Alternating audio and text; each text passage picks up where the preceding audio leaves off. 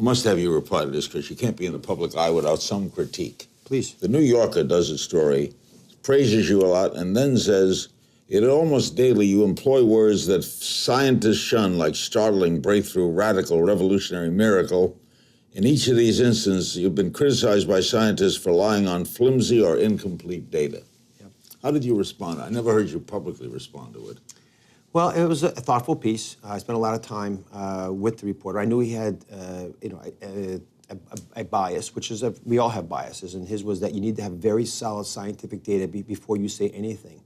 My philosophy has always been, in the field of medicine, we don't practice that way. In medicine, we do the best we can to get solid data behind what we do, and then we have to jump to the next level to give you real advice you can use in your life. It's that extrapolation from where we know we're safe to where you need advice that defines the art of medicine. On the show, I do the same thing, and my litmus test for whether I talk about it on the show is a very simple one. Would I recommend it to my family?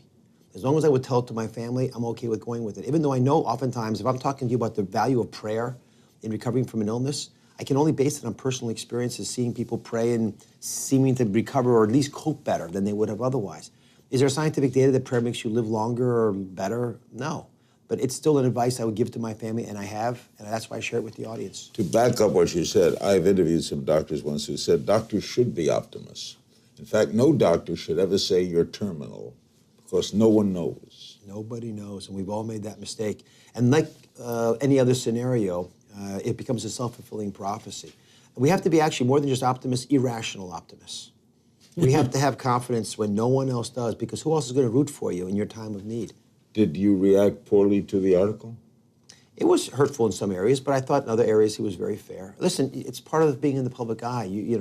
I know it's not personal. It's more about this movement that we're involved in, this conversation that we're catalyzing across this country. If I think back 5 years ago before we started the show, a lot of the ideas that have become fairly commonplace, ranging from the seemingly mundane, like how often you go to the bathroom and what shape your poop is, to whether you're going to use Garcinia Cambogia to lose weight, and is it really fat or carbohydrates that make you fat?